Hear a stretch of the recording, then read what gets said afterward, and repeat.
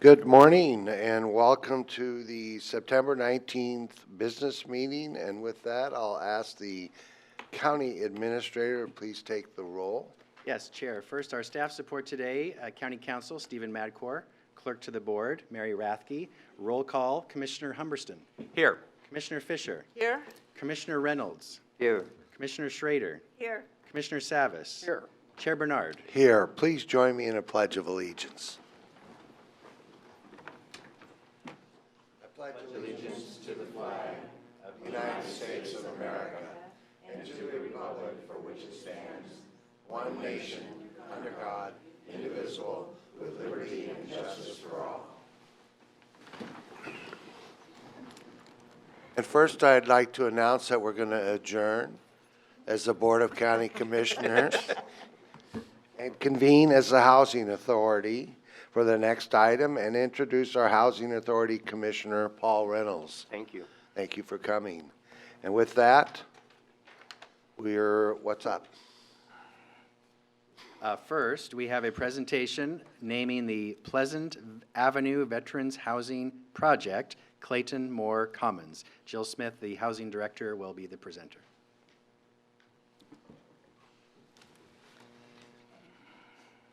Morning, thank you. Good morning, Chair Bernard and Commissioners. Thank you for this opportunity.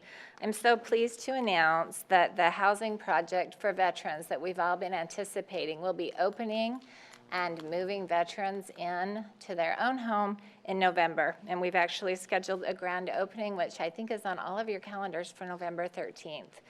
And I'm even more pleased to announce that we've selected the name of Clayton Moore. And Clayton Moore, will you raise your hand? He'll be coming up for a picture at the end. We did an extensive naming process and involved the community as well as social services, veterans, and other H3S employees, and 49 local veterans were nominated to receive this honor. And the criteria for the veterans that were nominated and the way that we scored those nominations was based upon veterans that are living and volunteering to help fellow veterans in their community. They're from and live in Clackamas County. They're not previously recognized or don't already have something like a building named after them. And we wanted to especially recognize rank and file military members, not only high-ranking folks. And the selection committee wove through those 49 applicants, chose the top 5. All 5 were amazing nominees. They will all be recognized at the building with plaques, but the nomination for Mr. Moore rose to the top. And I would like to just take a minute and read what his daughter, Tiffany Sharman, wrote about him. My father, Clayton Moore, served his country honorably in the U.S. Navy like his father and uncles before him. He speaks frequently of the role the U.S. Navy played in his life. It provided him structure, purpose, and education at a time in his life when all 3 of those were lacking. Clayton is a person who, given every opportunity as an adolescent to choose a wayward path, leaned into military service, and it allowed it to shape his future. Despite having a military service-connected disability, he has since focused countless hours of volunteer work on veterans and veterans' needs. Clayton is a strong advocate of veterans' needs and in the past 10 years has been active with the local chapter of the Disabled American Veterans. Clayton drives other disabled veterans to appointments. He attends funeral services for veterans who died without any known relatives. He fundraises for vans to transport veterans to medical appointments and participates in other veterans advocacy events. Clayton is a man who gives. He gives his time, money, and spirit to causes like the needs of blue water sailors and veterans who lack adequate transport to access medical care. Please consider Clayton strongly for this honor. He is one of the quiet few who sits outside of the bright lights that garner attention. He is an example of what makes our county and our country strong. And I'm really proud to recommend this and so proud that we will have a place that homeless veterans can come with their families and feel proud of the name. So thank you, Mr. Moore. And we were hoping for an opportunity for a picture. Well, would you like to say anything? Well, I'd like to Aren't you?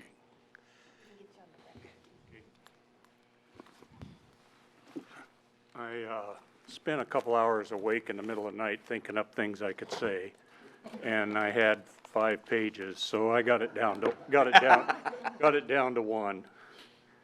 I want to say thank you to my wife, Jill, 48 years. I want to thank our daughter. She did this for me. And we've always been amazed by her anyway. Thank you to Clackamas County Housing Authority and Clackamas Commissioners. I am truly honored.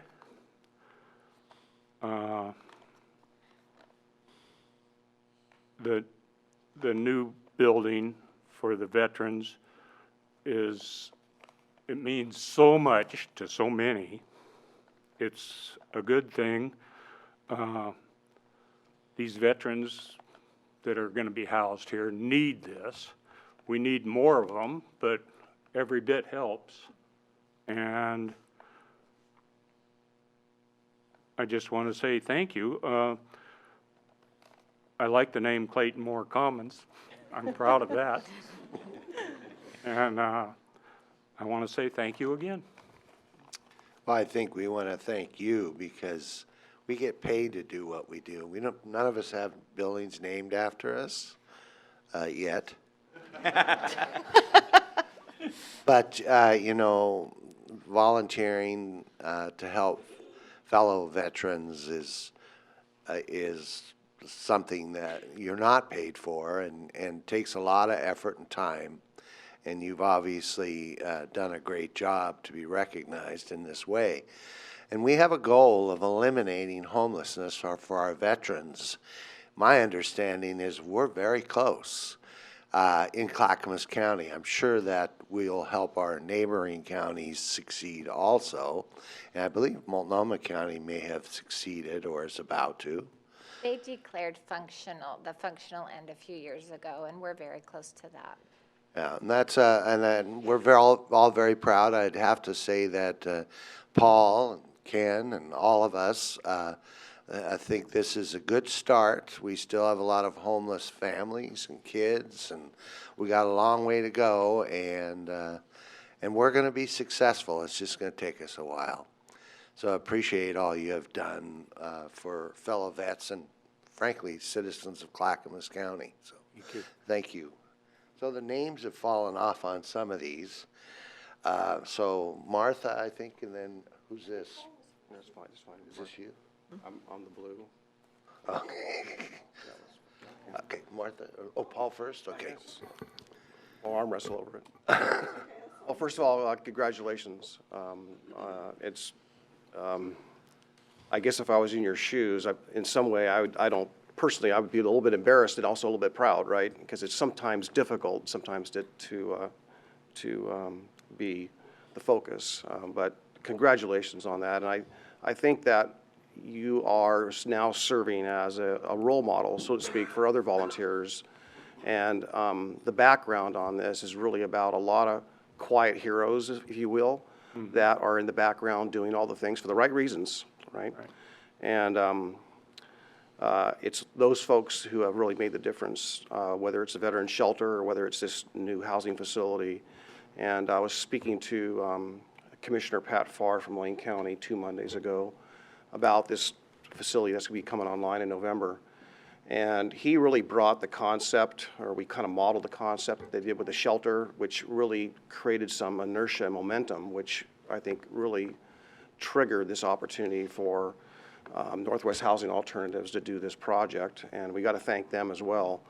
But I think it's just a lot of the ideas that came from veterans themselves is really the core of it. And I see some of the people in the room here that I recognize that have played an integral role in helping veterans and helping veterans come back home and have a home.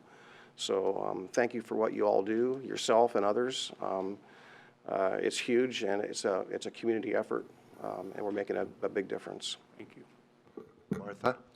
Yeah, thank you for your service. And thank all of you for coming today and being present in this. It's been a long road. I remember in 2007, I visited Camp Withicum, and it was actually supposed to be an economic development visit, and it was with General Caldwell, who's a dear friend of mine, and he gave me the whole tour. But we then started to talk about all the deployments that were happening from Withicum with our Guard, and what those issues were when they were coming back. And out of that, with the good work of my dear friend Shelley Perini, was when we really started to say, we got to do something about this. And it wasn't on anybody's radar at the time. It wasn't. But we got it on the radar for folks like you and for all of our veterans, because we realized that we had folks coming home from war zones, and then like the next day, they're kind of out on the street. So you're in Afghanistan one day, and you get, sent back. You spend one day on the Guard, and of course, it's the Guard that's being deployed, not Big Army. Big Army's there too, but they're supplementing with that. And then suddenly we were dealing with, folks who, how do you adjust to that? Hyper vigilant. How do you, what does it do to your mental health? How do you manage that? And so out of that, I think we really started the ball rolling with it. And Clackamas Community College in particular is noted as being one of the top veterans community colleges in the country, and that's because of my dear friend General Kurt Loop, and other generals there, my other dear general friend, and again Shelley, because we worked in tandem with them to make sure that not only did they get the services, but that they got the education that they needed. And this is a really great culmination of something that just started as a little seed back in 2007 and now has kind of grown into the full meal deal of services that we want to provide to our folks in uniform. And those relationships are, and it's Dan, and the other general is Dan Hitchcock. Okay, and they are two Army strong retired generals that do this work. And so we still team with them. So thank you for everything, and I'm glad we've got it named after you, Mr. Moore. That's just fantastic. Thank you. Ken. Thank you, Mr. Chairman. I was listening to your daughter's rendition of your background, and I can assure you I can identify with the choices on roads as a young man that we could have gone down. And the Marine Corps did for me what I think the Navy probably did for you in terms of making me recognize that we have a duty to serve our country and our community, and it's a lifelong duty, and obviously you have done that. I think it's fortuitous today that we have a proclamation we will be announcing, and that your brothers and sisters in arms are here today. I think that's outstanding coincidence, but I think that it fits this day. The Legion, I do want to make this announcement on their behalf for everybody in this room. The American Legion Post 180 in Milwaukee is having a fundraiser tomorrow night, and its purpose is to help homeless veterans, both men and women. And I would encourage people to be aware of that. If you can find your way to help, please do so. And the final point I would like to make is that veterans are only the first population that we will be helping. This effort doesn't start and stop here. It will continue. But thank you so much for what you have done. All right, so it's time for a photo. So we'll come up and bring your daughter and your wife and anyone else you desire.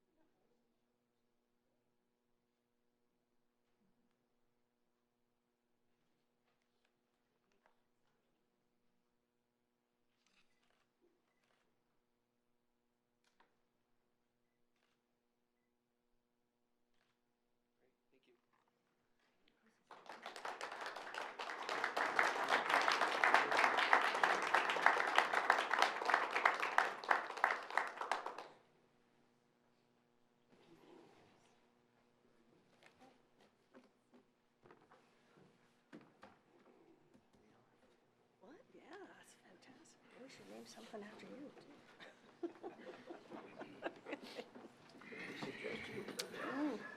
So the next item on the consent agenda is the Housing Authority, and we'll announce that we are removing Housing Authority consent agenda item number 4 for further review. We'll be back before the board on October 3rd, 2019. And I'll ask the clerk to read the Housing Authority consent agenda by title. You bet. Today's Housing Authority consent agenda, approval to apply for Family Unification Program vouchers through the Notice of Funding Availability years 2019-2020, approval to apply for the U.S. Department Housing and Urban Development Family Self-Sufficient Grant Renewal Funding, and in the matter of writing off uncollectible accounts for the first quarter of fiscal year 2020. And number 4 is the one that we have removed that will be back on October 3rd. Okay, do any commissioners wish to remove additional items from the consent agenda? Seeing none, maybe we should entertain a motion. I move we approve the Housing Authority consent agenda. As amended. As amended. Second, as amended. It's been moved and seconded that we approve the Housing Authority consent agenda as amended. Any further discussion? All those in favor say aye. Aye. Opposed? Hearing none, motion carries.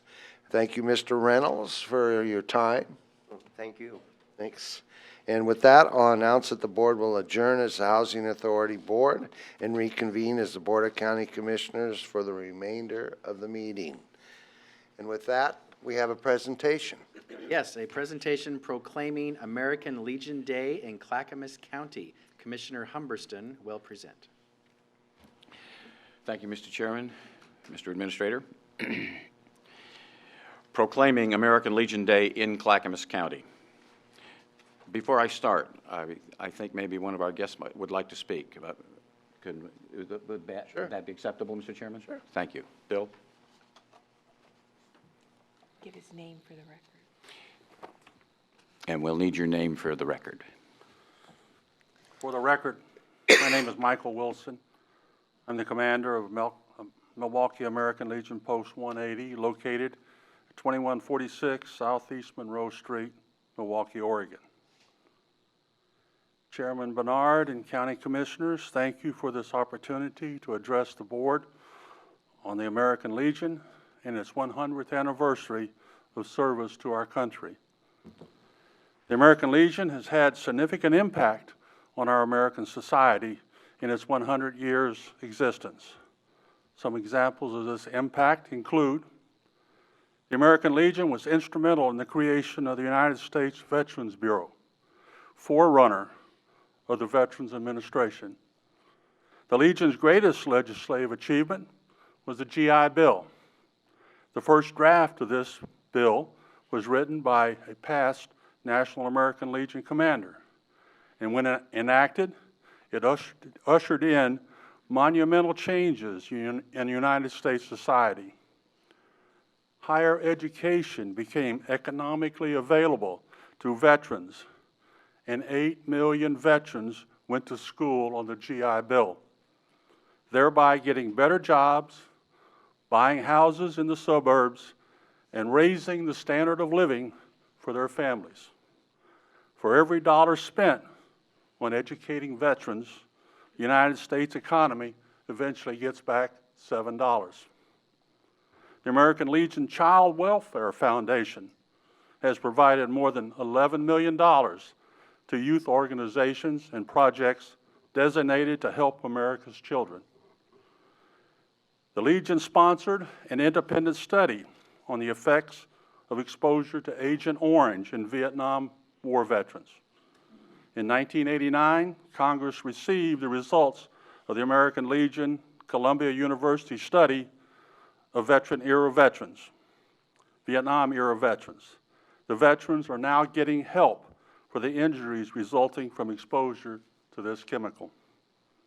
The Legion successfully lobbied Congress for a next-generation GI Bill, and the post-9/11 Veterans Education Assistance Act took effect in August of 2009. The bill renewed the federal government's commitment to veterans by providing them with substantially better education, benefits, and provided an unprecedented number of veterans opportunities for advanced education and training. The Legion's existence and purpose is based on 4 pillars or values. The first pillar is Veterans Affairs and Rehabilitation.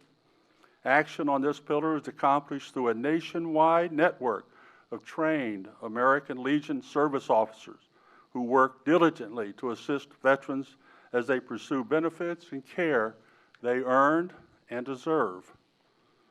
The American Legion's national security pillar is multifaceted. Key aspects include a well-funded, well-equipped, and well-trained military, awareness and surveillance of rogue nations, terrorist groups, and global threats to U.S. security around the world, and support for the Department of Homeland Security, and urging its steadfast protection of United States borders, ports, and other points of access. Upon the pillar of Americanism, the American Legion's devotion to law and order, the raising of wholesome youth, respectful observance of patriotic holidays and remembrances, quality education, and law-abiding citizenship. The American Legion's 4th pillar deals with children and youth and is guided by 3 main objectives: to strengthen the family unit, to support the quality organizations that provide services for children and youth, and to provide communities with well-rounded programs that meet the physical, educational, emotional, and spiritual needs of young people. The American Legion works to provide hope for children who face health, safety, discipline, or home life challenges, and provides opportunities for young people to succeed. The American Legion, with its 2.7 million members and more than 14,000 posts, has flourished since 1919 because of these pillars, these values. These pillars are us, and we are them. The Legion was founded after the Great War, what is now known as World War I, to provide assistance to veterans and their families in what was thought in 1919 to be our last war. There are no more veterans from World War I with us today, and I believe that was the hope in 1919 that there would be no need for the American Legion today. That is not the case. Today, as the number of discharged veterans from the global war on terrorism has surpassed 500,000, the Legion's federally chartered role to support them could not be more profound. The Legion strongly believes that a veteran is a veteran, no matter the war era or the nature or location of his or her service. In that regard, the American Legion is the only organization that works on behalf of all 25 million United States veterans and all those who will eventually follow in the armed services of our country. The Milwaukee American Legion Post 180 appreciates your recognition of the American Legion and its service to our county, state, and nation. The members of the Milwaukee Post are committed to continue to serve our veterans, our communities, and the citizens of our neighborhoods. Thank you. Thank you.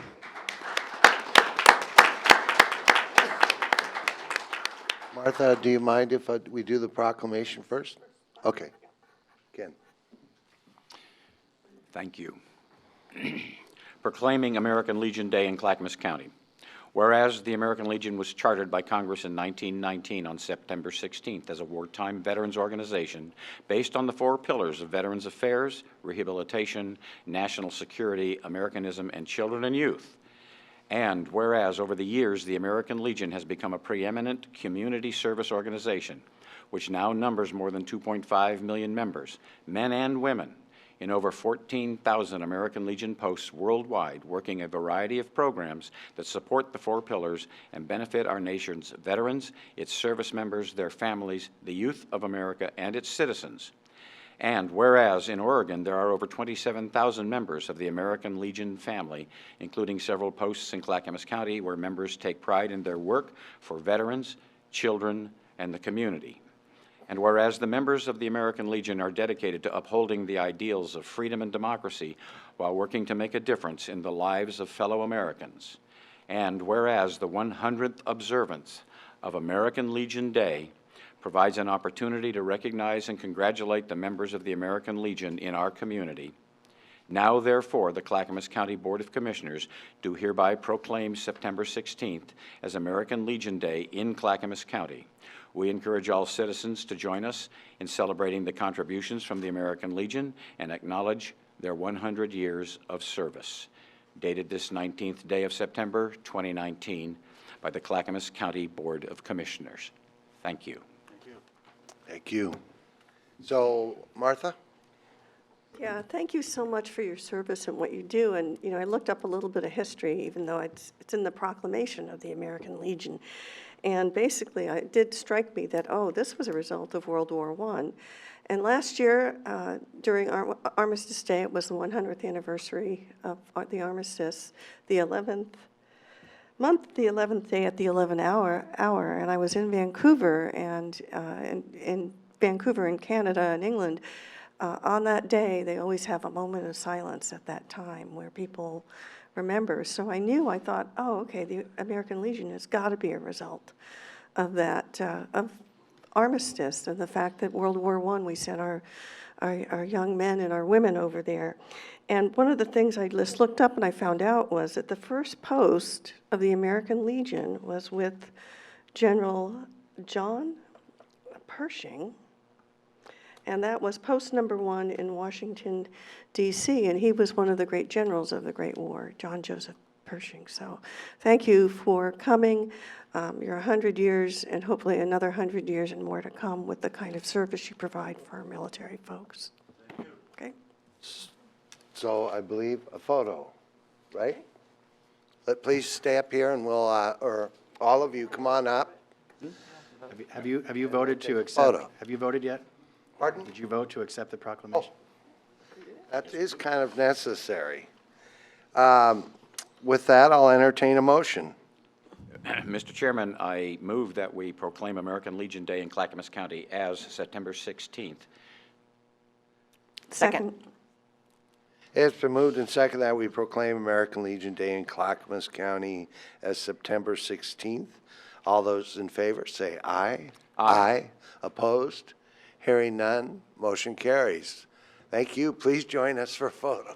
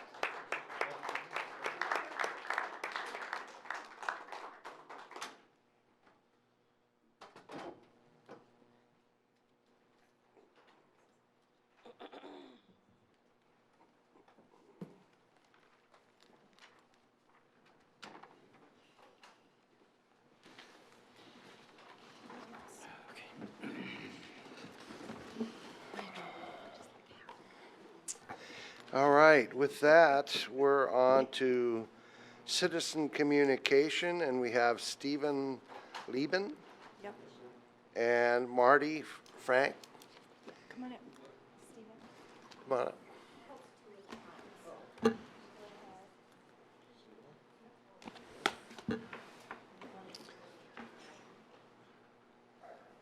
Stephen? Good morning, sir. My name's Stephen Lieben. I live at 67171 East Barlow Trail Road, and I've been trying to work with code compliance to resolve an issue. I built a building 20 years ago. I didn't realize it was 7,630 square feet, and the decks on it now, it makes it 9,000 square feet, and I've turning it into a house. I paid $8,000 for my engineering, $6,000 for the as-built drawings, $2,000 for my septic review.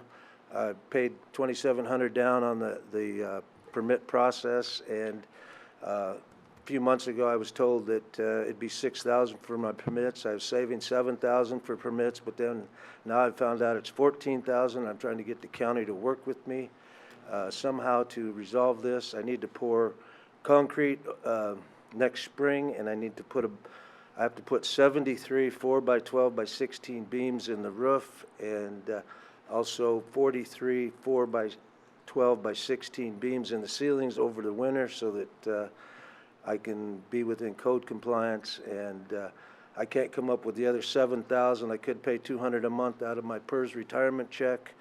And also mention that I've served 8 years in the Army National Guard and have an honorable discharge since all this was going on today.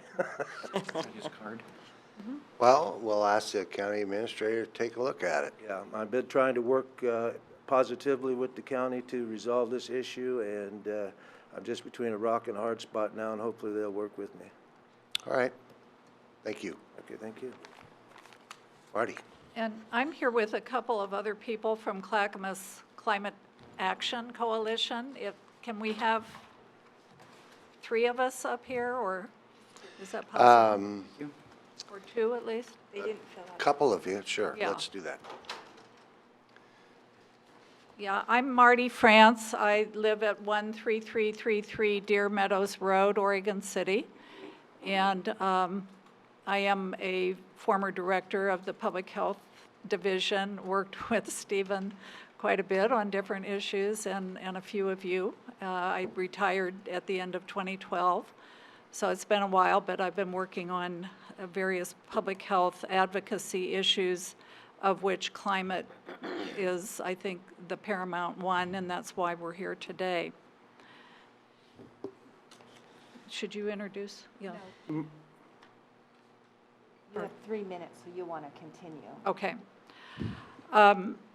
I'm going to read a letter that we have distributed to you from our organization. In light of the commitment of Clackamas County to mitigating climate change, we, the members of Clackamas Climate Action Coalition, or CCAC, strongly encourage you to approve the design and building of the new county courthouse to zero energy building requirements as defined by the United States Department of Energy.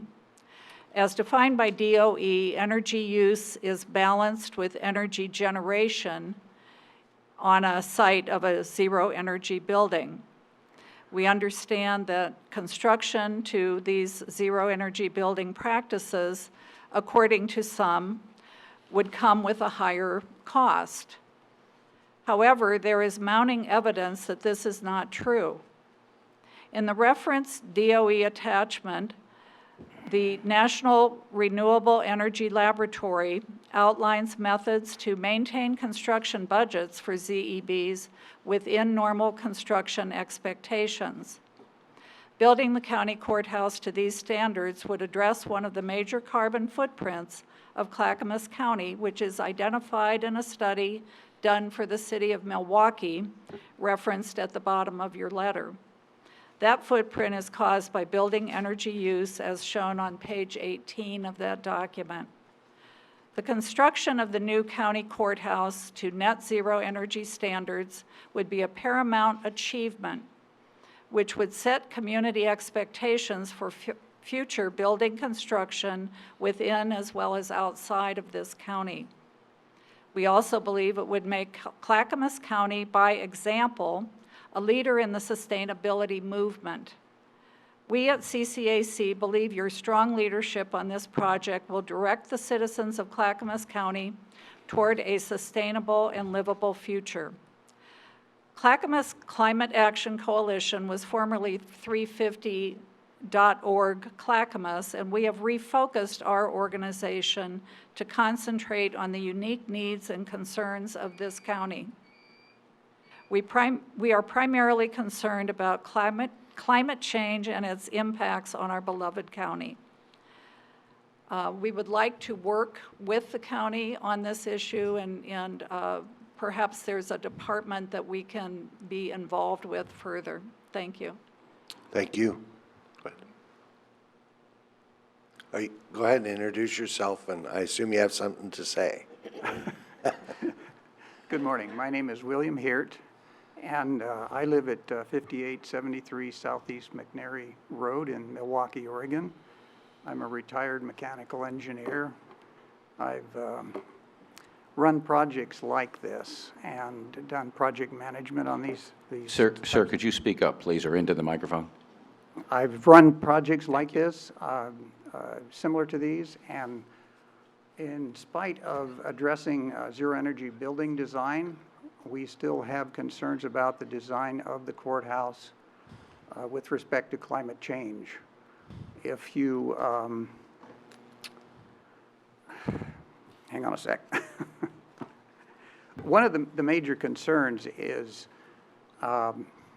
when you're designing a building, you rely on design standards. And one of the critical things is an outside design temperature. And with climate change, we cannot rely on historical data to utilize that as design standards. The IPCC, the Intergovernmental Panel on Climate Change with the United Nations, has modeled climate change, and they've come up with new design requirements or new design data, weather data. However, with the accelerated warming of the Arctic, these models are not applicable. So we're kind of into a situation where what do we use for design parameters?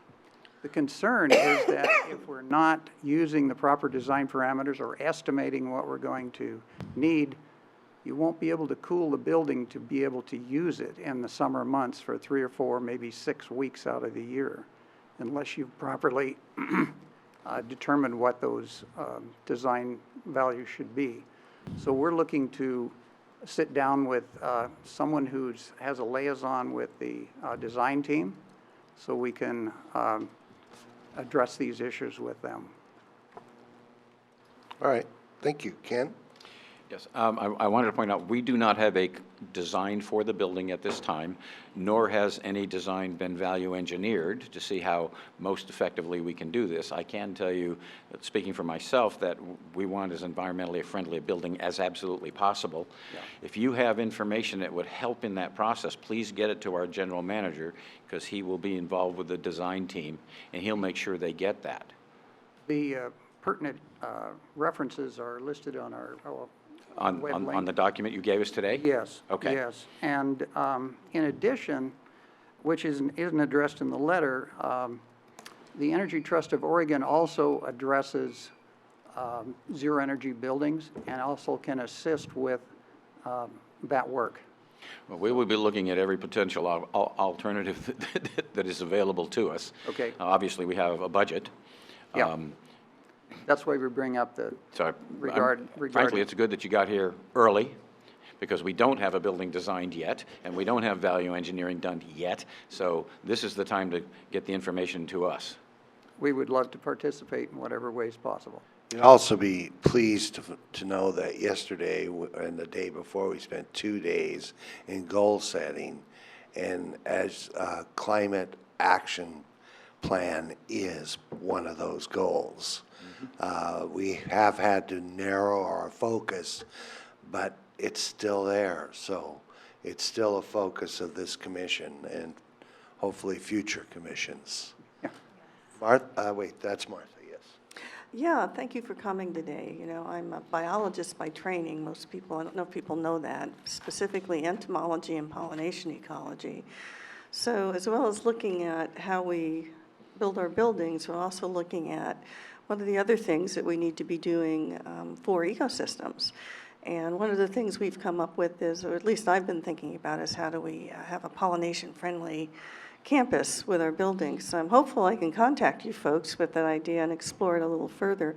But I also know that I was here when you were here, I think, for a while. And I've been very proud of the fact that this county has always had an environmental ethos to do the right thing as we build our buildings. Both of these buildings, our public services and development services, are LEED certified buildings. Okay, and that is built to a standard of, being environmentally friendly and sound and looking at how we use our energy. And also, I do believe we have the same values and ethos as we move forward with Build the Courthouse.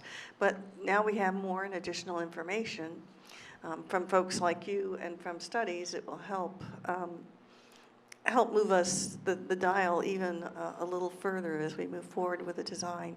But do know that even when you go outside and you look at our water catch basins and our systems here, those were really all designed to be environmentally friendly and to actually take the new technologies when we were building these buildings at the time and apply them to energy efficiency. So I don't think this board is going to change course, and I really am glad you came by today. And I would love to talk to you about pollination someday when I get a chance here, okay? Because I think ecosystems and sustainability, they kind of go hand in hand.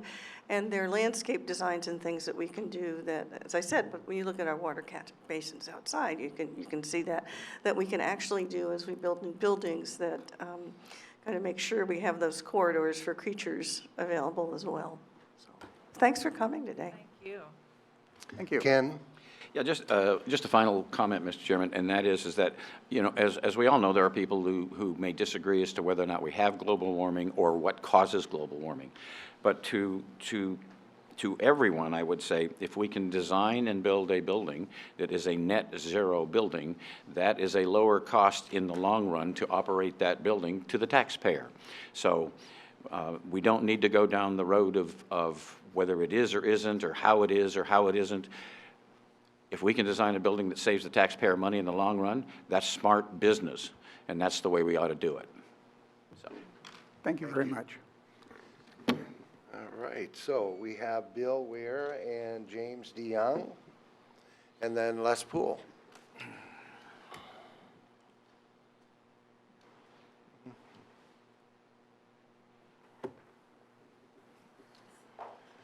Morning. Thank you for coming.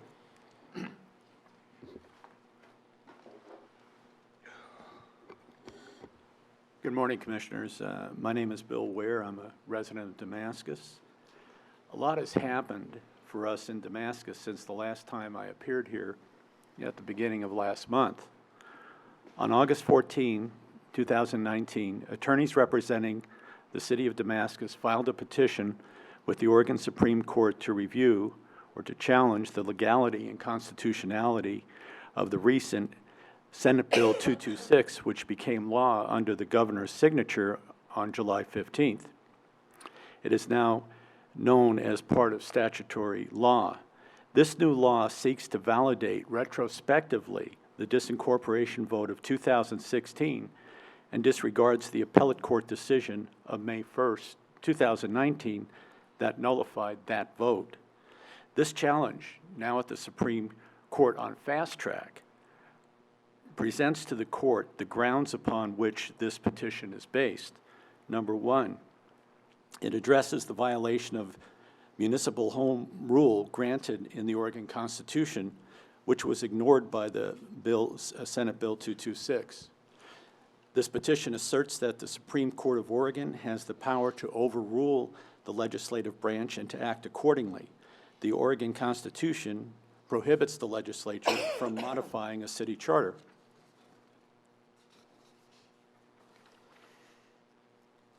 Number three, the Constitution expressly delegates the exclusive power over municipal and local affairs to the city unless a law of general jurisdiction provides otherwise. Number four, other areas addressed are legislature overturning a judicial decision, creating a special and local law as unconstitutional, namely Bill 226, which is now statutory law. And lastly, the 2019 Act violates the equal protections and due process requirements of the 14th Amendment to the Constitution of the United States. This 2019 Act retroactively grants the voters in 2016 powers they didn't have at the time of the election. The other matter that's been accomplished by the city of Damascus is that late Monday, September 16, 2019, the judge of the Tax Court of Oregon ordered Clackamas County and county assessor to begin levying taxes on behalf of the city of Damascus. The parties have until October 1st to respond as ordered or to show cause why they will not. This ruling means that the county assessor must assess on properties in Damascus the rates set by the Damascus Budget Committee on June 28, 2019. This levy is equivalent, it's 0.57 per 1,000 of assessed value. This levy is equivalent, I'll just take 20 minutes or so. A little more to do, or what? Yeah, just a little bit more. This levy is equivalent to additional assessment that the county has been levying for the last 3 years, which will now disappear as the levy will go forward. I would encourage the county to obey the appeals court and the tax court and withdraw its position of ignoring the legitimate position of Damascus as a city today. Thank you. Thank you. Mr. DeYoung? Good morning, Commissioners. I'm James DeYoung, the duly appointed mayor of Damascus, and I live in Damascus.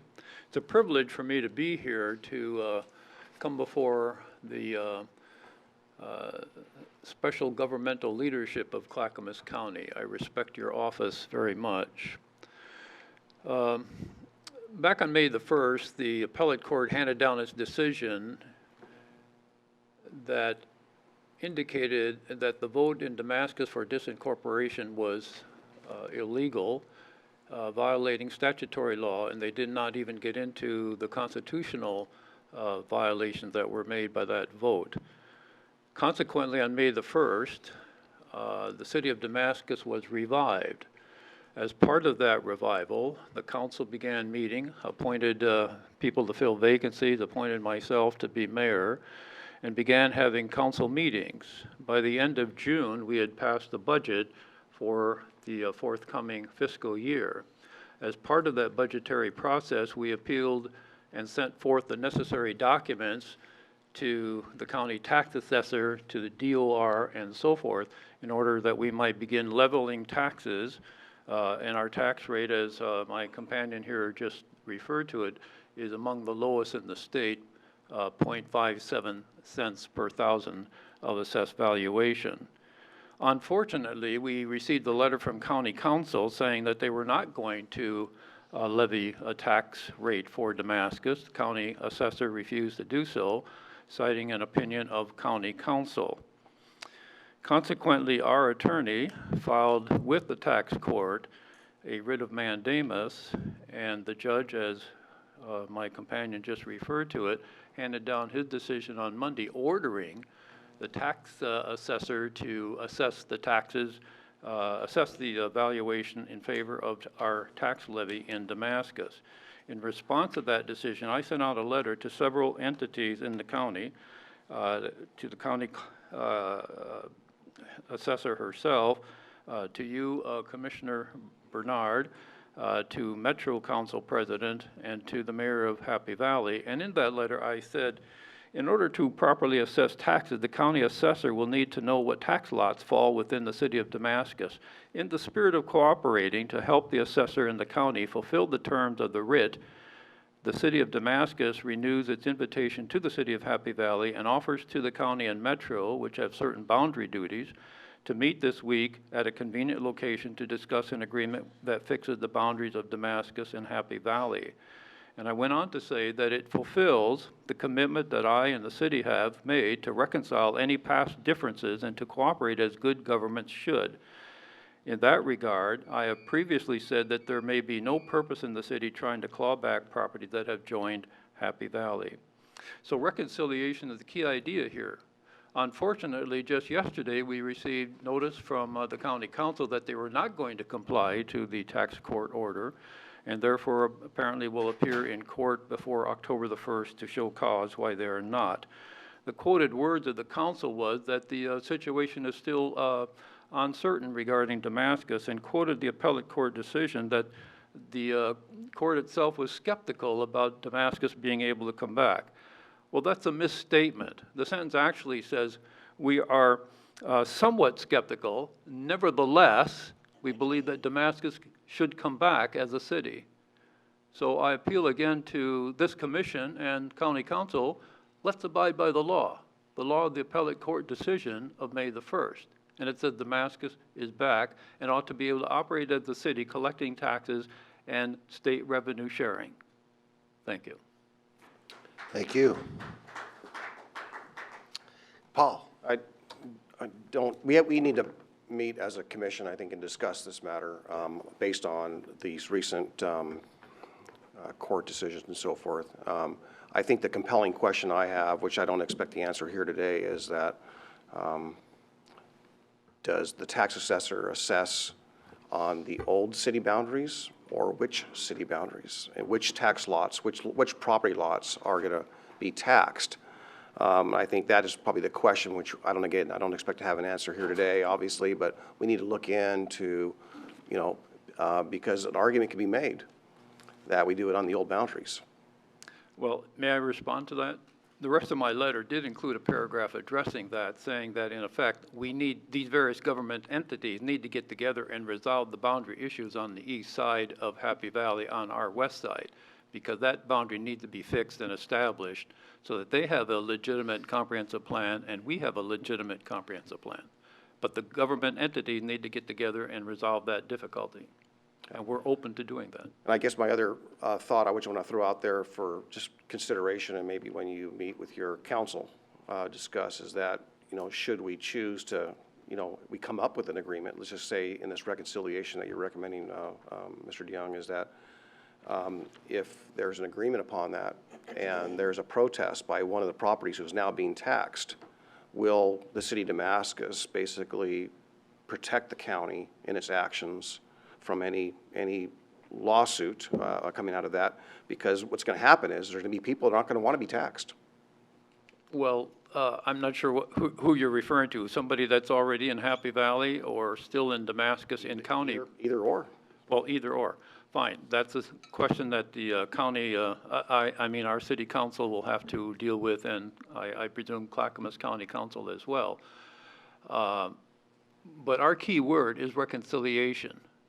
We have suffered a tremendous loss as a city, not only in monies of $8 million, but our entire property, possessions, and so forth, and all kinds of properties.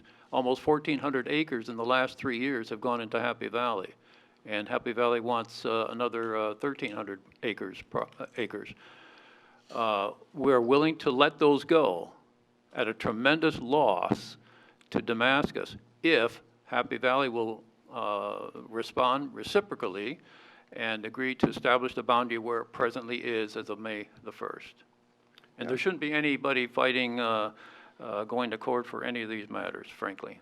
Yeah, I don't disagree per se. It's just that I would be concerned about people that are clearly within the former limits of Damascus that are not near Happy Valley, especially, that will be perhaps a little bit awakened and shocked to find out that they are now being taxed.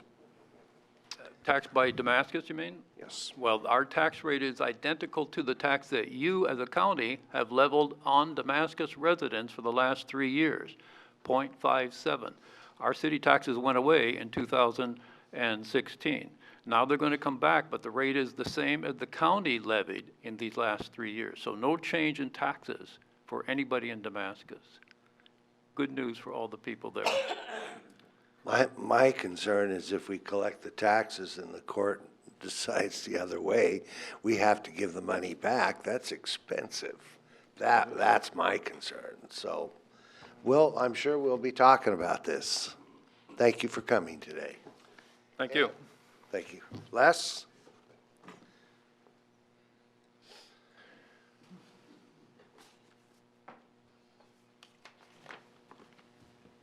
Good morning. Good morning. Les Poole. I live in Clackamas County and I have property in Damascus. What a mess. I heard the word metro for the first time in a long time. Metro is primarily responsible for the failure of Damascus to pass a comprehensive plan, which led to the disincorporation. This is really, really troubling from the standpoint of a citizen just watching it. Not as a property owner, not as a citizen of Damascus or a citizen of the county, but of a citizen that's really troubled. And what troubles me most is that Metro isn't here or really in the discussion, but you can bet they're all over this in the background. You can also guarantee that the constant, year after year, attempts to solve bad policy or bad decisions by engaging with the legislature to fix or make exceptions to the land use laws or to the plans. I'm making a basic statement here, and I'll dumb it down for my own self so I know I said it right. We have the legislature acting as a quasi-court. We have the legislature inserted into land use decisions where they clearly are uncomfortable and do not belong. And I'm troubled by how, whether it's Representative Shemia Fagan or whoever it is, we look to them to fix this. Well, I can assure you that what's going to fix it is not only reconciliation and cooperation, but an understanding that right now, whatever you want to define Damascus as, it's a no man's land. And it's exactly what I said it would be. And so the folks that aren't on the sewer line, that aren't selling their property or leaving, moving into Happy Valley, maybe taking 6 properties you own, like the former mayor, and annexing into Happy Valley. Okay, there's those folks, and those people are right along 172nd area where the growth is. With people no longer in Damascus, how do we get the sewer farther out? What do we do on Sunnyside Road after you get about 100 feet from this intersection at 172nd? When you're on Sunnyside Road, it turns into the wagon road I keep talking about. So I'm really, really concerned about Damascus. I have put together a report that I'm submitting to the county. I'm certainly not here to act as an attorney, but you can bet I'm a stakeholder. The other thing I wanted to say real quickly is that I just got back from Eastern Oregon, and a couple of weeks ago I spoke about the wildfires. And I wasn't aware that this week, at some point while I was gone, the legislature had interim meetings, and there's a committee to address that. I'm sure you're going to hear more, but my understanding is there's going to be a committee that will be formed for that purpose. And as I was over near Baker, I drove through a fire that nobody's ever heard of, that's probably 20 miles by 15 miles wide. So we need to address that. And the reason I went to Baker is I picked up in Baker and in the Dalles and other cities thousands of signatures to require the vote on tolling. You can bet the people in Eastern Oregon get what's going on, and I want to thank them all. It's great to come back and have thousands of signatures to give us all the opportunity to vote on the plan to toll us to use our existing highways. So as always, thank you, and I hope we can get a court decision quickly on Damascus. Kind of wondering what it's going to be. Thank you. Next item is the county administrator updates. How about consent agenda first? Oh, yes. All right, I would ask that the clerk please read the consent agenda by title only. Okay, today's consent agenda. Under Health, Housing, and Human Services, approval of a grant agreement with Clackamas Women's Services for emergency transitional housing services. Approval of Amendment Number 1 to the agency services contract with LifeWorks Northwest for intensive community treatment services.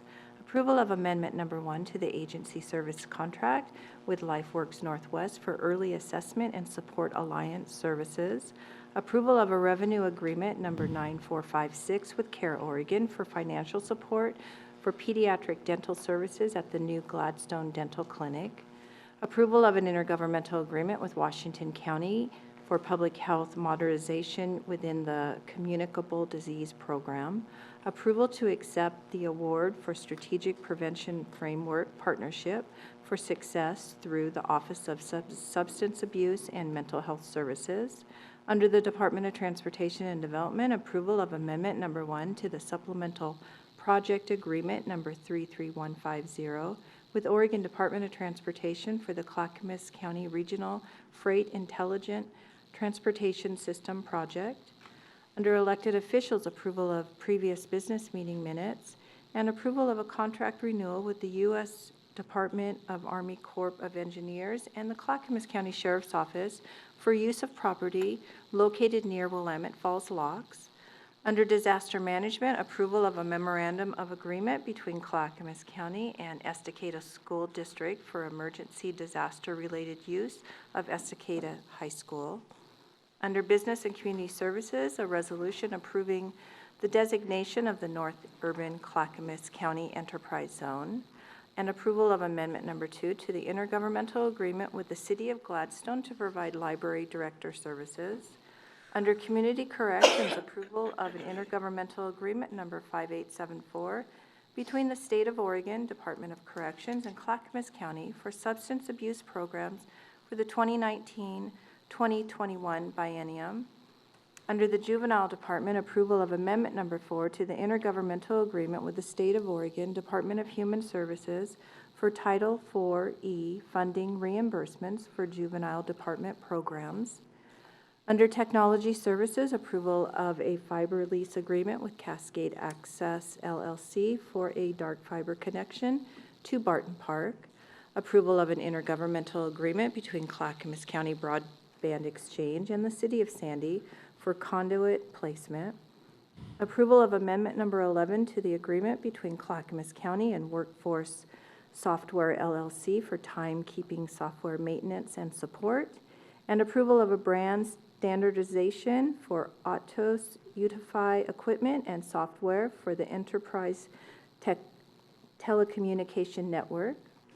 Under our development agency, granting a permanent access easement to Sam Allen Motel Properties, LLC. Under Water Environment Services, approval of a joint funding agreement between Water Environment Services and the U.S. Geology Survey for Johnson Creek Monitoring, and approval of a joint funding agreement between Water Environment Services and the U.S. Geological Survey for Tualatin River Monitoring. And that concludes today's consent agenda. Thank you, Mary. I'd ask that if any member of the commission would like to remove an item from the consent agenda. Seeing none, I'll entertain a motion. Mr. Chairman, I move that we approve the consent agenda. Second. It's been moved and seconded that we approve the consent agenda. Any further discussion? All those in favor say aye. Aye. Opposed? Hearing none, motion carries. With that, we move on to Commissioner Communications. And County Administrator update. Oh, This has been your day, Jim. it is.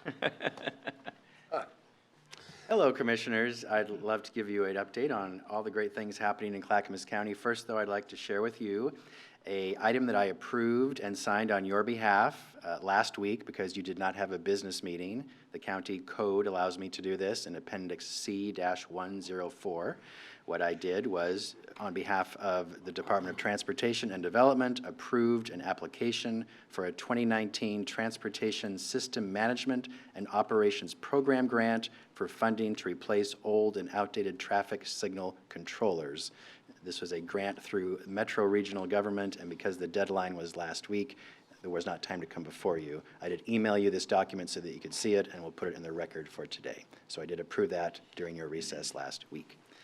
Two good news items to share with you. The Clackamas County Transition Center was recognized nationally for its innovative approach to tackling drug addiction. The Sheriff's Office runs the Transition Center, which is an all-in-one location providing crucial services to people leaving jail who are at risk of returning. Its goal is to break patterns and change lives. The center was recognized by the National Addiction Policy Forum, a nonprofit dedicated to eliminating addiction as a major health problem.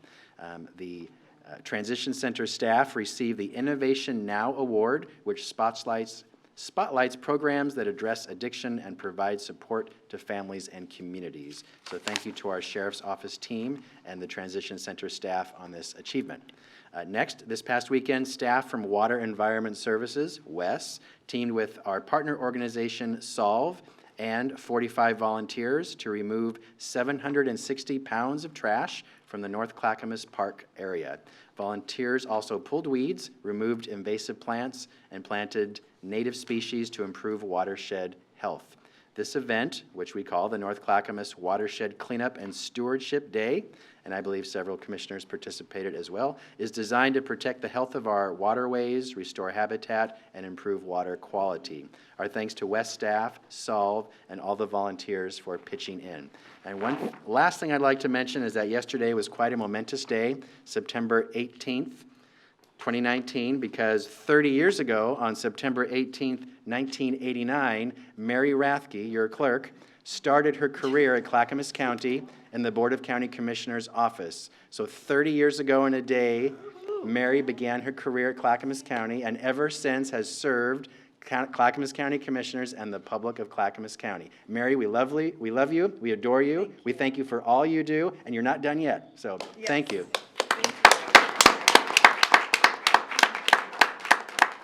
It must have started out as childcare because she's only 31. That's my report, Commissioners. Thank you. Thank you. And with that, are we okay to move on to Commissioner I think you're ready now. All right, go ahead, Ken. You're up. Thank you. So last week, Commissioner Bernard and I went to Washington, D.C. to advocate for a number of issues for Clackamas County and our residents. Just a couple of them was advocating on the funding issues for I-205 and also the Bull Run Bridge application for a build grant of $8.3 million. And we attended a meeting in the Eisenhower Building, which is an annex to the West Wing of the White House, where we learned that there were a couple of opportunities for grant applications that have to do with internet provision, but they can come under the Department of Transportation. So there are potentially some grant opportunities that we need to take a look at. I've spent a lot of time over the last week meeting with different CPOs, last night with, quite frankly, with Malala CPO. Also different constituent meetings, and in one of the communities, as I like to call it myself, and Representative Prusak stood for questions from about 25 or 30 local residents in their community, and I believe Commissioner Bernard and I will be doing that again in the near future in a different community. I personally would like to thank the board for their support of the American Legion resolution today. It's very much appreciated, and I know it was appreciated by our veterans community. And I will leave my report at that and go to the dogs. So this is Chia. She's a beautiful and fluffy senior gal who is looking for a new family to call her own. She loves a soft and cozy bed, maybe a nice blanket or a fireplace to curl up next to. Although she's a senior gal, don't let her age fool you. She's spunky and energetic and loves to go for easy walks around the neighborhood every day. If you know about her breed, you know that they can be more independent. That is true of her as well. She does enjoy being around my people. However, she will like to do her own things some of the time. For more information about Chia or other adoptable dogs, please contact Dog Services at 503-655-8628 or www.clackamas.us/dogs. Thank you. Thank you. Commissioner Savas. Yeah, well, I was going to talk about our retreat, but I'd actually decided to hold that off until the next opportunity. What I do want to talk a little bit about is, because it was touched on earlier, the cleanup, Clackamas River cleanup that occurred not this weekend but last weekend. It was great to greet a lot of the volunteers who went out there annually and do all the work that they do. So I want to personally thank them for their efforts.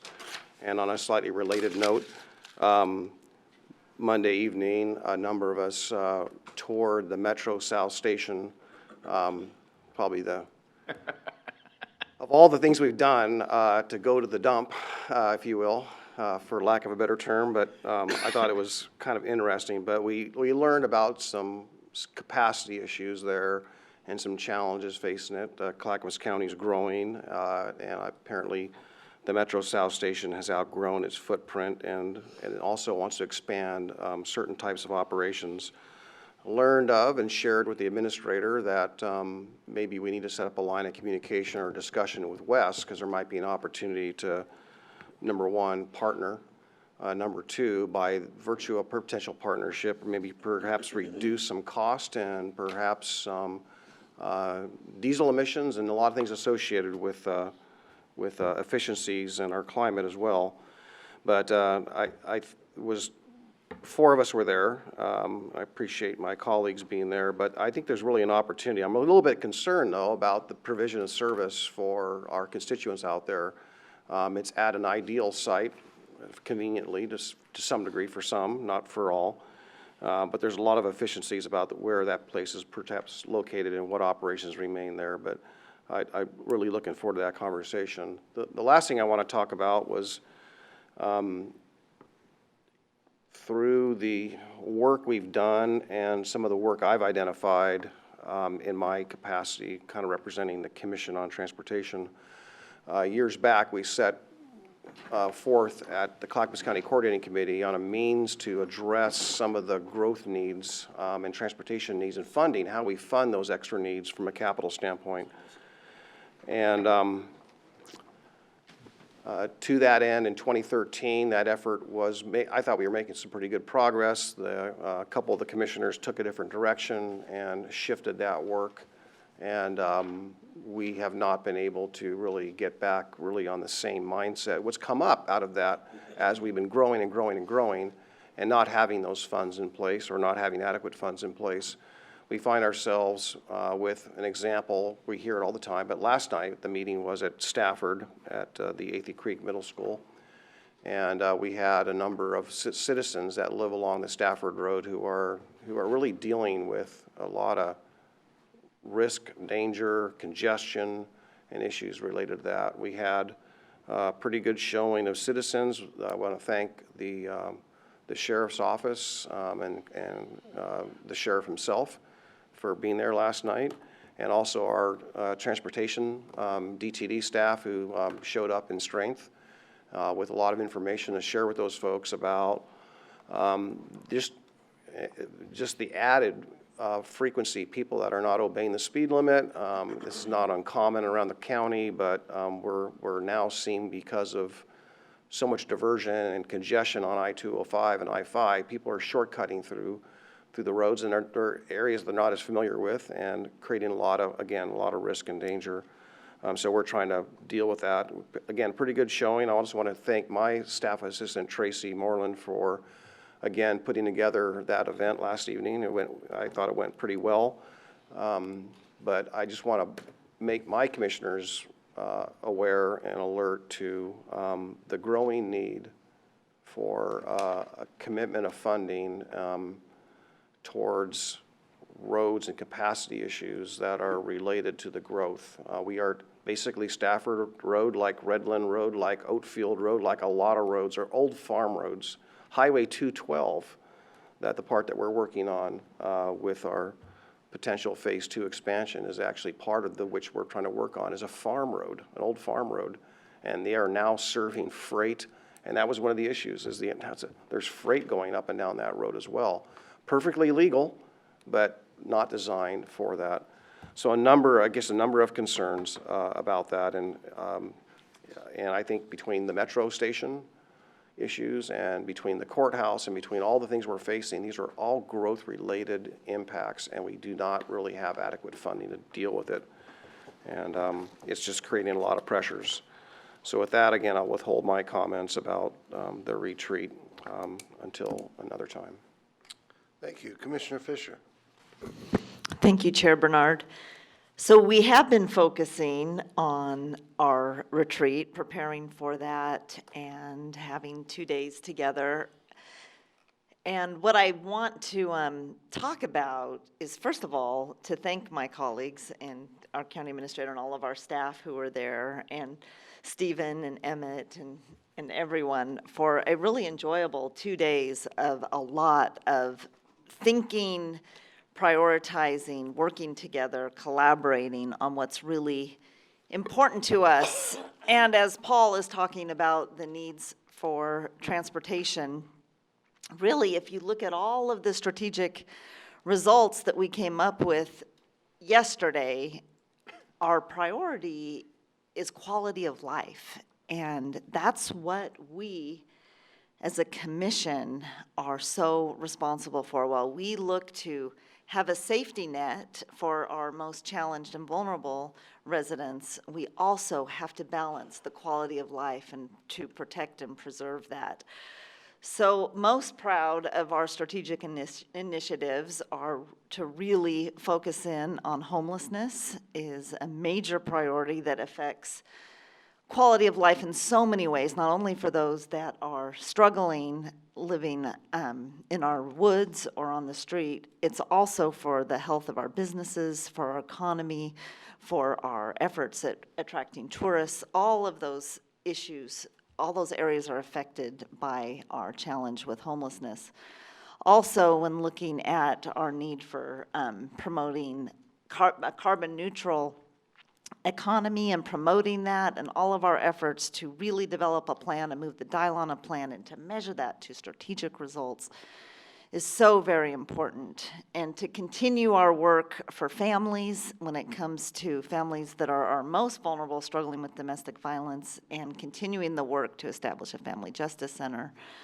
So very important to our quality of life, and not to mention our priority for a courthouse. And looking at the economic disparities, when we look at a vibrant economy, we have our Prosperity Collaborative Initiative, which we will be looking at actually measuring the results of moving the dial on increasing prosperity in our most challenged communities. So the overall theme is quality of life, and we have certain lenses that I am so proud of our commission that we will be making our policy decisions based on. And those lenses are equity, diversity, and inclusion. Emmett yesterday was so articulate on the importance of every decision that we make. We need to look through that lens. And also looking at our effects on the climate and our effects on healthy lifestyles. How are the decisions that we're making make sure that we're promoting connection between people and active lifestyles, walkable communities, and ways for people to connect? So I was very inspired at the end of our day. I know we were, all of us, a bit exhausted after 2 days of intense work, but very inspired and so proud of us and our teamwork in working together. So thank you, team. Thank you. Let me see. Commissioner Schrader. Yeah, boy, I've got a lot to report this week, but I wanted to go back to veterans for a minute because I do want to state how far we've come with the work that we've done with those folks. We were actually one of the first counties to have a very large stand down for our veterans at Clackamas Community College, working very closely with our folks at Camp Withicum, as a matter of fact. We had a very strong, and still do, an Army strong presence. And basically, we have expanded our services to veterans. We only had 2 veteran service offices. Now we have 4. And they are the ground people that really help our veterans get connected to the services that they essentially earn. And I also have an opportunity at the national level, since I serve on the National Veterans Committee, Military Service Committee, at NACO, so they also come up with ideas and things that we can continually do to help our veterans. And I'm also glad quality of life and climate issues have risen to the top, because I had a really good opportunity this week to kind of be on the ground and see that work in action. And if you take a look at the Estacada News, I guess there's a group of us that got in the newspaper. My fellow colleagues, Ken Helm, Representative Jeff Reardon, Happy Valley, Representative Andrina Salinas from Happy Valley, and Clackamas County, it was me, Commissioner. We all took a trip that included representatives from the Forest Service, the Oregon Watershed Enhancement Board, the Oregon Association of Conservation Districts, and the Coalition of Oregon Land Trusts, and the Clackamas County Soil and Water Conservation District. And so we all got together to actually do a tour, because the Trust for Public Land, another one of our groups that helps us keep our quality of life and keep our climate clean, has just purchased a 319-acre forest parcel in Eagle Creek, which was owned by Weyerhaeuser, and they immediately sold it to the Clackamas County Soil, Water, and Conservation District at cost. The property was appraised at $1.3 million, but a grant from the Forest Service to our conservation district reduced the district's cost to $750,000. So what are they going to do with this property? This is forestry property. It's the first community forest to be in the nation to be purchased by a soil, water, and conservation district. Basically, what their plan is to offer opportunities for community involvement, including a public advisory committee. And members of the group are developing a management plan for the area, which includes recreation, habitat restoration, and harvest to promote plant diversity. It will be managed for timber harvest, but simultaneously managed for recreation and wildlife, and that's from Tom Sulzer, who's the director of the Conservation Soil and Water District. And so they're really trying to look at things differently from an environmental perspective, and this will help inform everything we do, I believe, at the county. It is adjacent to our Eagle Fern Park out in Estacada, and I've heard that there's even more land for sale out there that, and I don't know where that's going to lead. I don't know if we have options to get some of that property and, again, manage it creatively in an environmentally sound way. But it was a fantastic visit. We visited the whole area. We looked at old growth. We looked at land that had been harvested. And I really think our Soil, Water, and Conservation District is an innovative group of folks who are really going to be partners with us in facilitating any climate-friendly plans that we are working together to come up with. So that was great. I also did the South Metro Station tour. That also is under the umbrella of quality of life, because it's how we manage our waste. Where do we put it? How do we transport it? What are the needs? Metro is talking about expansion. That was just a preliminary conversation with us. We don't know what that might mean if they work with our partners at Water and Environment Services. There might be something there that we can pull together, but that remains to be seen. But that is another quality of life issue, is how do we manage the waste that we produced? Not only should we be reducing things, we all know how to recycle, we all know how to put things away, but that which does end up in a landfill, where do we put it and how do we manage it? So that's going to be one of, I think, our environmental issues in the future. The other fun things I did, basically, was the Stafford Family Fest. So this is a farm. Again, I'm very, as people know, into farm-to-table foods and cooking with healthy foods. So it was a big family fest. I was able to get my dinner there that night in terms of bringing the produce home and making a lovely dinner. And it was just a great way to celebrate all our folks and colleagues in the Stafford area. Also, we've gotten updates on the Willamette Falls Legacy Project, but we did come to a moment with Willamette Falls Locks Project. That's across the river in West Lynn. And that's very important, because we did move forward with looking at a public corporation to become the there for that asset that we have. So we are moving forward with that. It was a day where we made a motion.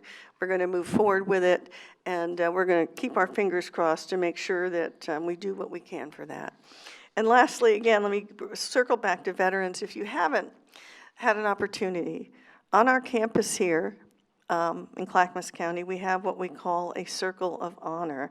And that was the result of work with Chip Sammons, who is one of our Vietnam veteran, and Thomas Jones, who was a professor at Clackamas Community College. And the two of them got together with a class, and they asked the county to really pull together that Circle of Honor so we could have events there and always remember our service people. And we did have a great event there on September 11th. I kind of slipped in quietly, but if you check my Facebook, you'll see a photograph of the Circle of Honor, and it is a spot where our veterans and folks can quietly be and think and reflect. And again, Chip Sammons and Thomas Jones, you're off doing different things now, but thank you for the work that you've done in the past that is still informing our future. Okay? Oh, I got the word of the week as well. All right, Eliason, adjective, blissful, delightful. To the Eliason shades, dismiss my soul where no carnation fades. That's a beautiful quotation from Alexander Pope. Now, arts and culture in the county. The second annual Celebrate Malala, Saturday, September 28th from 10 to 6 at Fox Park in Malala. It will feature over 100 vendors, and it will stretch south from 3rd Street to the Malala Museum Complex, where you can also take in the Malala Heritage Apple Festival. Secondly, Wing It for Kids. This is from our friends at the Clackamas Community College campus at the Osterman Theater on Oregon City. Clackamas Repertory Theater for Wing It is an interactive series of shows for children aged 2 to 10 years old, and they're sure to have fun. And I wish my grandchildren were here, but maybe Commissioner Fisher's grandchildren are local now, so lucky you. So, hey, take them to it. Maybe I can get some vicarious grandkid time. But that looks like it's about to be a really good time for kids and their families. Okay? Thank you. Thank you. Well, I had an opportunity to take about 10 days off and experience a hurricane up in Nova Scotia. We were without power about a day and a half. That's where my family's from, so it was a great opportunity to spend time with my brother.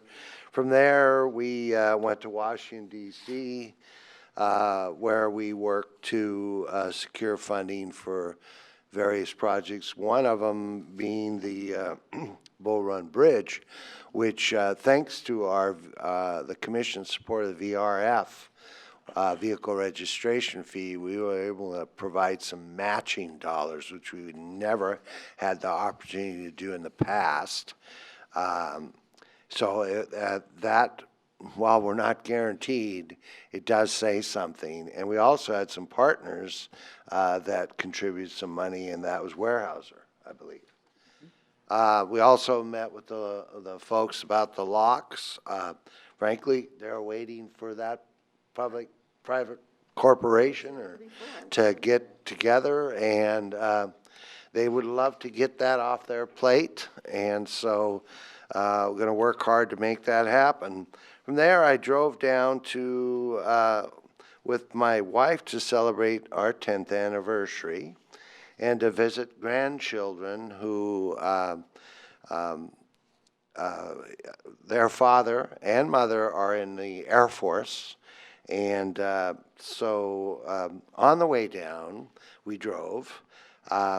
We stopped and visited some battlefields during the Civil War. And I am always just really amazed. You can feel it. You can almost see it in the soil. But, you know, Ken asked me to read this part and that he had forgotten about. But 1,264,000 men and women have died in wars. What a waste. The Richmond or Fredericksburg battle was 2 days of basically going up the hill and getting shot for 2 days. In the Civil War, 620,000 people died in the Civil War. In all other wars combined, 644,000 people died. it was a bloodbath, and I always am amazed. I also had an opportunity to visit Jamestown, the first settlement in the United States, which I wasn't that impressed by. I think there was a lot of they're doing a lot of digging, and the only thing I really came away with, if I'm ever buried in the ground, please leave me there. Don't dig me up and put me on display. It's just crazy. Don't worry. But I also had the opportunity in Richmond to see the auctioning block that slaves were auctioned on, along with other so-called things, whether it's food or whatever. Sadly, this occurred, and still in the South they argue that this war was not about slavery, it was about economics. Well, it was of course about economics, because slaves provide the labor that built this country in its early days, and probably somewhat today too. It's something that we need to continually battle and end slavery in the world today as we know it. But back to what Ken asked me to read, because today we are celebrating the Milwaukee Veterans American Legion Day. It's American Legion Day and the hard work they do. But Friday, September 20th, is POW MIA Recognition Day. This day and the POW MIA flag representing prisoners of war and those missing in action are symbolic of our nation's resolve to never leave our warriors behind. Our armed forces will look for the missing until they are accounted for. All total, there were over 130,000 American military personnel who were prisoners of war in the 20th and 21st century wars, 184 from Oregon. About 7,500 warriors are missing from World War I, 19 from Oregon. 72,676 warriors are missing from World War II, 886 from Oregon.